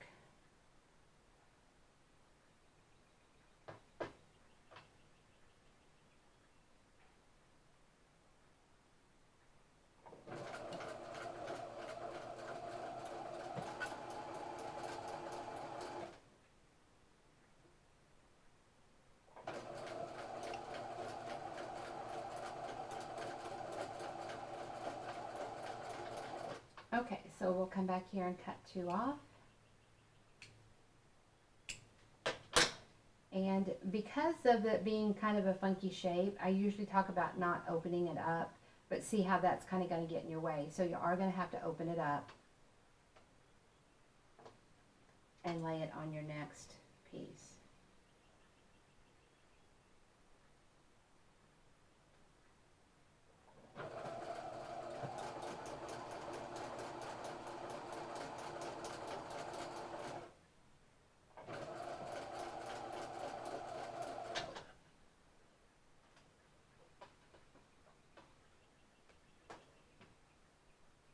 Those other ones that I have down there are getting a little bit small, so I'm not going to use those on this wider side. I can use them on the shorter side.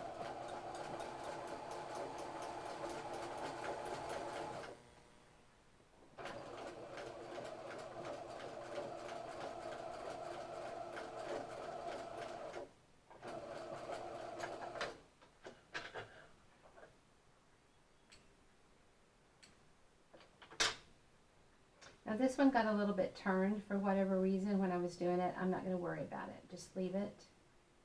It'll all work out okay. Questions?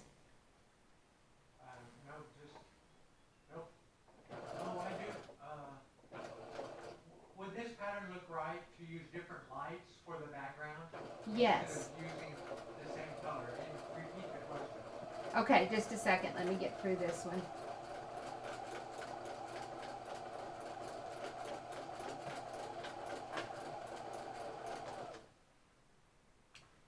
Okay, the question was,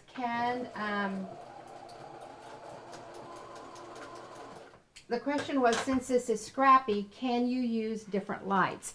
And the answer is yes. You can always use different lights, but there's always a couple of things to watch out for if you use different lights. Let's actually look at our quilt.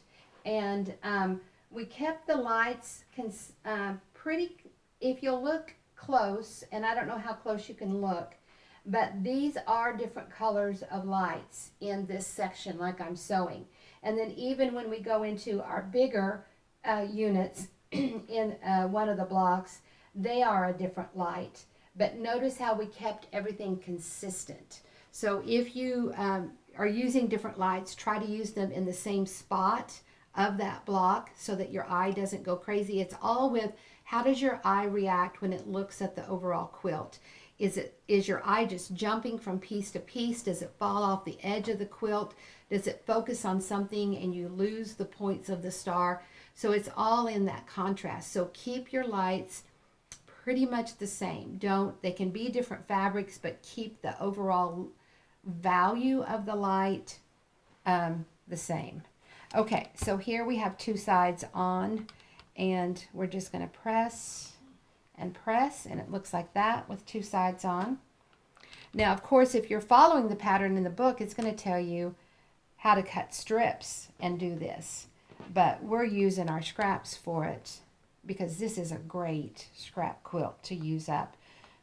Some pretty, you would call these a small piece, but when we're looking at, compared to the other ones we're doing, it's a medium piece. So smalls that are medium and smalls that are large, this is a great one to use. So now what we want to do is put one of the smaller ones here on the side. So you can go through your scraps and see if there's some smaller ones. Like here, we had some smaller ones.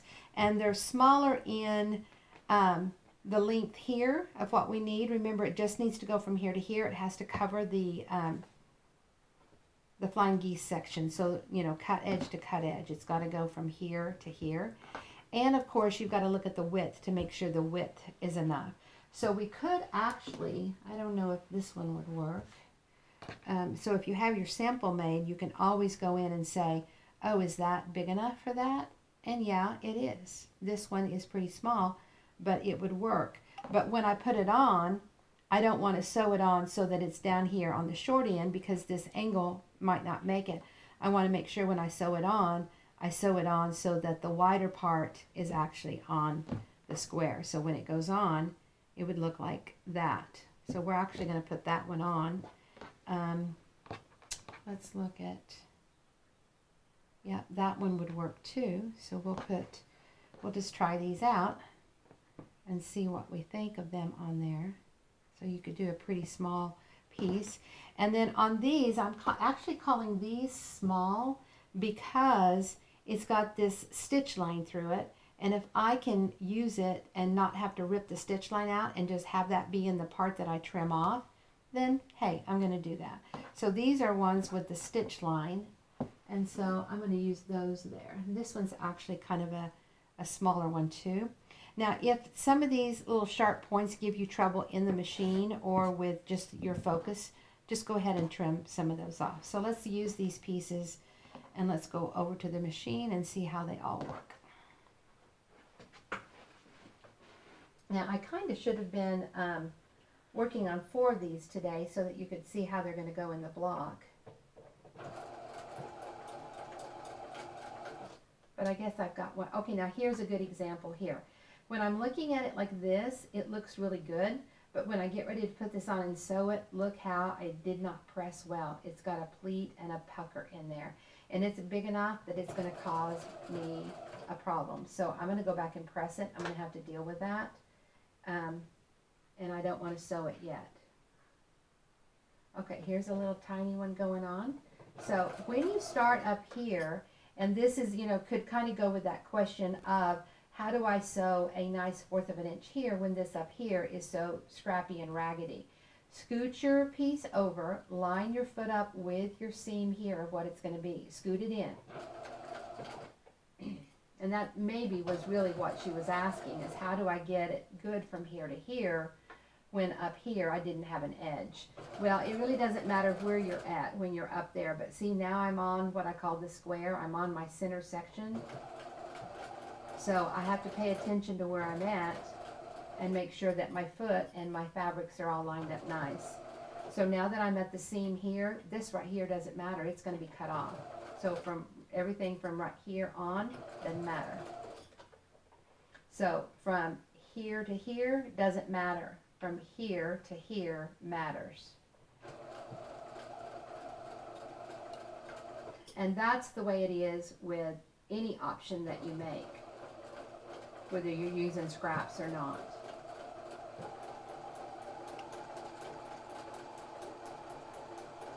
Oh, I hope I didn't pick up that one and use that I was going to press better. Nope, there it is right there. See, I want you to look at this.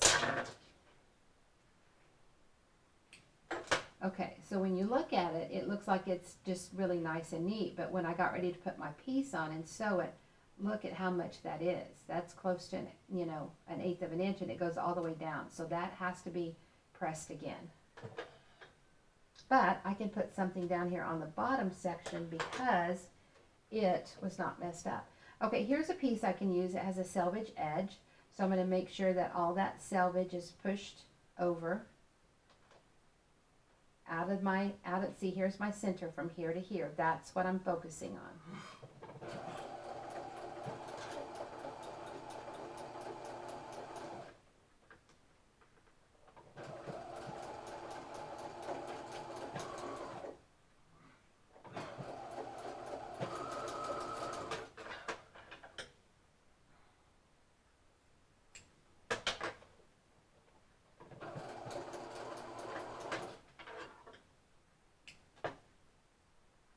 Now, I normally would wait till I had all 4 sides on to press, but yeah, because I don't have that one to press yet either. Okay.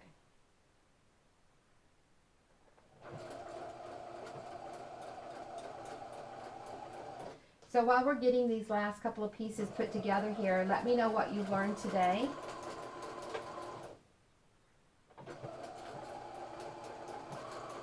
Tell me what helped you today, what you learned today. And if you've got scraps that you're now going to jump in and start doing something with. And, you know, it's going to be a beautiful quilt. It's not going to be like, oh my gosh, I just threw my scraps together and here it is.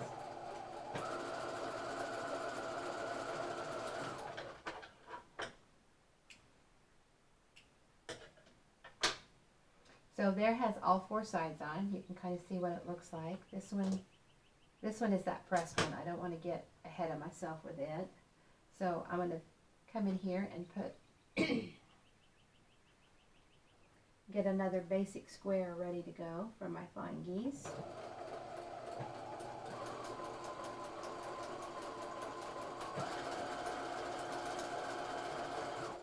Let's go press these.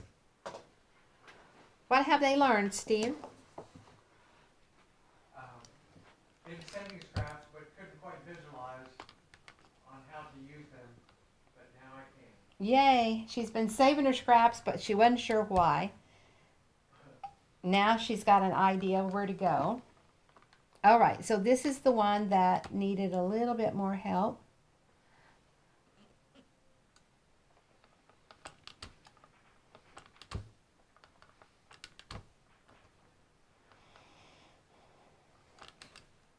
Okay, so this one needs one more on the side there to finish it. These are ready to go.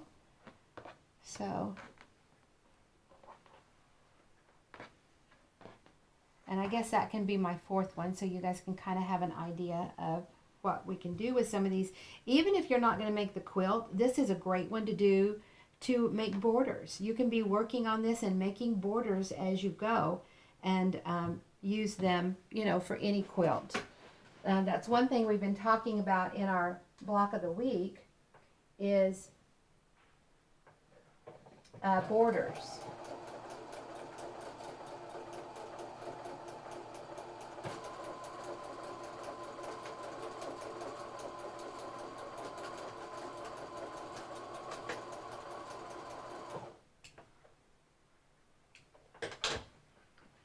So even if you don't want to make this Southern Sky quilt, maybe you just want to work on these little blocks and focus on them and have a border ready to go. And I'm going to give you, we're going to trim these, and then I'm going to give you a couple of tips and hints on that. So these need the 1/4 of an inch on all four corners. So we left the 1/4 of an inch on all four corners, and that's what I'm going to do here. And I'm using my mini. So see, that one just had that little scrap that you took off. And that piece would have been a piece that you could have just tossed in the trash and not known what to do with. But now, with the square and a square system and knowing how to work with your pieces, because see, that was this was a little piece, and look, that's what we cut off. So see how easy it would have been to take in this scrap and just ditched him. And now he's going to get to live his life in a beautiful quilt. And focus on keeping your quilt square. Now, this scrap was kind of little, so I'm going to trim it. That same little scrap, we're going to trim it. And I don't know how well you can tell in the camera, but it is short, it is shy. There's not enough fabric from right there to right there. But if it's not more than 1/8 of an inch, you're going to be okay. So as I look at it, it's just right at 1/8. So what you can do is if you want to just rip this one out and put another one on, you can. But I'm going to say that it's going to work. I know when I look at it, and you can even put a pin in it so that when you come back, whether it's 6 months or a year later, and you look at that piece, you're going to be, okay, that's just a little bit short. So when you sew it into your next piece, you can take extra precautions on it. And it could be that when you get the block trimmed up, it could be that you could trim the block down just a little bit. So it's not lost, and you don't necessarily have to go back and make yourself a new, rip that off and make yourself a new side. Okay, so let's see. These are, I was thinking they were 4-inch. So these are 4-inch squares when you get finished, and a 4-inch is a great border. So let me trim up another couple of these, and we'll show you what you can do with a border. And you know, when you think about all the different pieces that are in here and how much piecing that you did or that you would have to do normally for this, a lot of people would say, oh my, is that paper pieced? You know, how did you do that? Well, with a square and a square, we don't have to paper piece, and with the scraps and using them the way that we did. It was very easy. You didn't have to paper piece. And so this one here is going to be a little shy too. So those two little pieces I used were really just a little bit too small. And this one is going to go into the seam, so it's not going to work. I'm going to have to rip that corner off because it's just not going to be big enough. So sometimes it's not worth trying to save those pieces and make them work. You know, if I had a lot of them, I would have just set them aside or done one or two and see what I thought.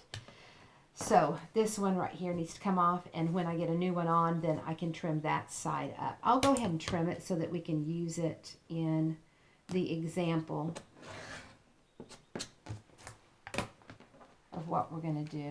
See, both of those little ones wound up being too much. So you can always make yourself a sample with that piece if you have a lot of it, and then you can be like, nope, it's too small. But it would have worked perfectly for the sizes here that we would have put around. Okay, so let's let me go ahead and get two more of these done so that we can play with them for borders. We're going to be done here in a few minutes, so if you have any last minute questions, get them in. Steve, any questions? No, just learning about colors and grouping and using the scrap runner while you're working on another project. Yes. Yeah.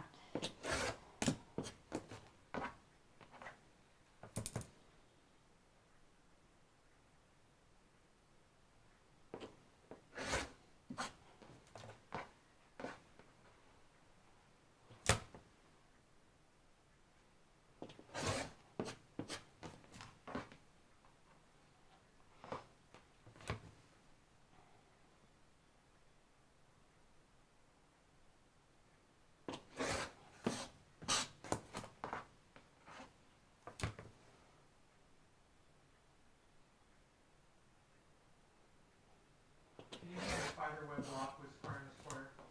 A spider web? A spider web block? Probably. I would need to see a picture to see exactly what you're talking about with a spider web block.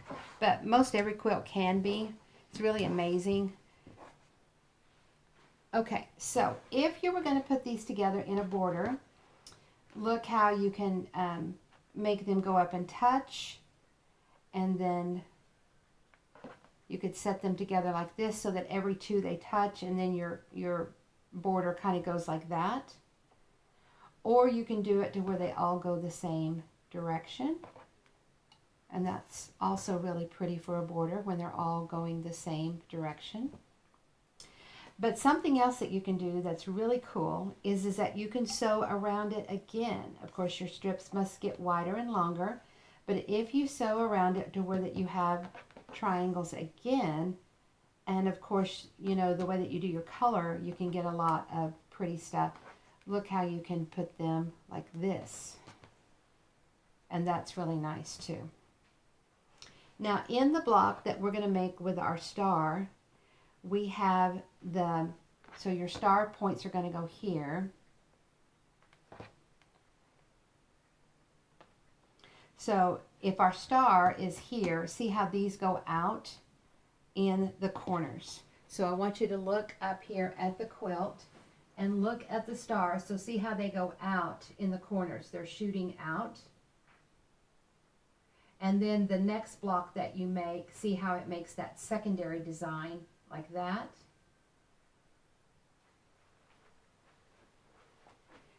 And I think that's really cool. But what I'm going to, since I already have two that are like that, I'm going to do mine where that they go at the star point is here and they go at an angle. And I'm going to do it so that these spin and they actually will make a circle. You'll have your star here, and this will actually make a circle going around the star. And then I think in our workbooks, and we've talked about this one back quite a long time ago, last year. Let me see if I can find the pattern.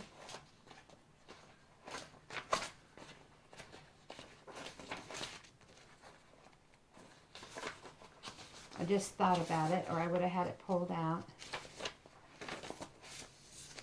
These are all ones that we did in webinars last year of 2020 when we all got in lockdown. So if you're premium club, these are all in your premium club. If you're not, then you don't have access to them any longer.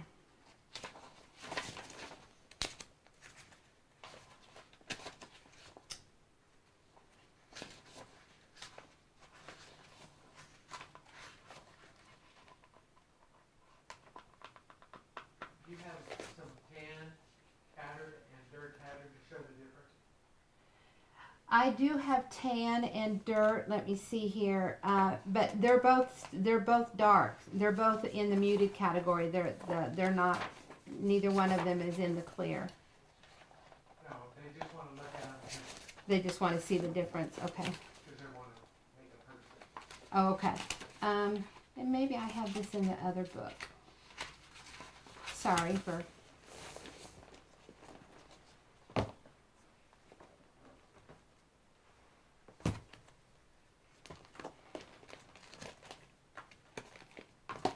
Well, I must have done something else with that design. But I think what they did was they put 4 together like this, nose to nose, kind of like what we did in the, where you see it here, you see the 4 of them together, nose to nose. And then they used a sashing and a cornerstone, and that was the block. So even this just as a block is really cool. Now, if I was going to do these as a block, I would think about these here being a different color so that you actually get a design there because of color, because you've got 4 triangles coming together, so you may want them to do something different.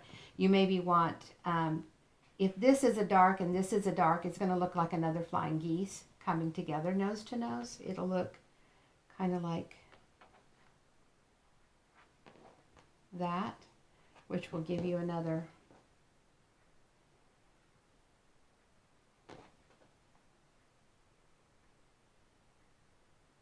if you just put a dark on the nose of these corners, so like right here you put the dark, then it gives you another set of flying geese coming together, or arrows coming together. Let me see, I don't think I have a light in my stash here, and that was more of the gray.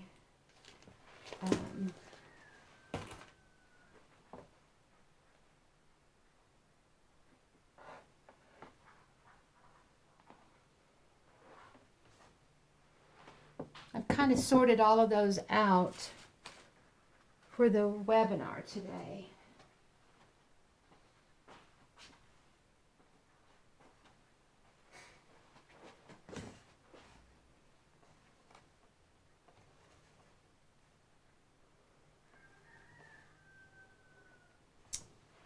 I don't know that this is the exact one, but maybe you can see a little bit of difference here. It's just a little bit, it's like the dirt has a little bit more modeling in it, and the tan one, the modeling is lighter, and the color is a little bit more eggshelly, maybe, is a good way to do it.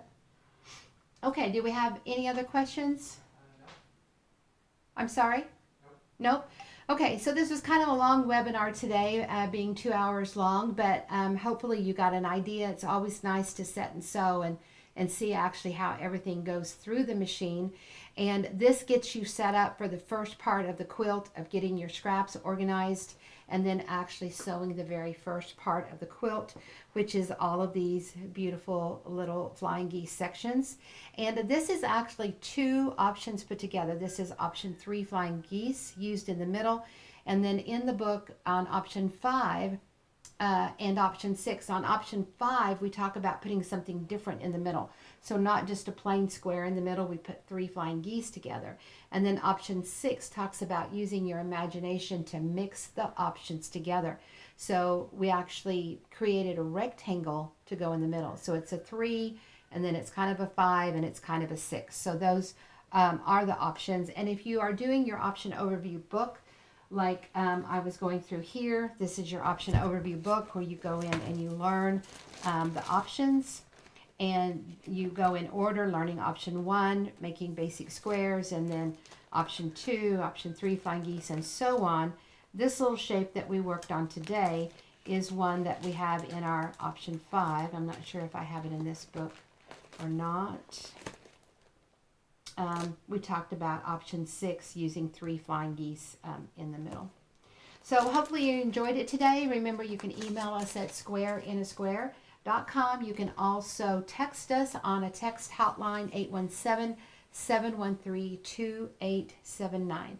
We are here to help you learn how to be more precise, how to make things more speedy, more accurate, to help open up your mind and your imagination on what you can do, because really there isn't anything we can't accomplish when we set our mind to it. So if we have the right skills and the right knowledge to do that, and the right resources to go to, then all of those beautiful quilts are right at our fingertips. So if you enjoyed it, then keep watching, go back and join so that you can watch more of our webinars. Go to the website to do that. And of course, join our premium club where we just have a barrel of fun, and all the videos are stored for you to watch always. And we always have special projects we're working on, like we're working on the block of the week. We did welcome home, and just so on and so on. So come join us and have some fun. And we'll see you in our next webinar. Remember, the 2nd and the 4th Wednesdays of the month for May is where we'll be to continue on with this quilt. We'll see you soon. Thanks. Bye-bye.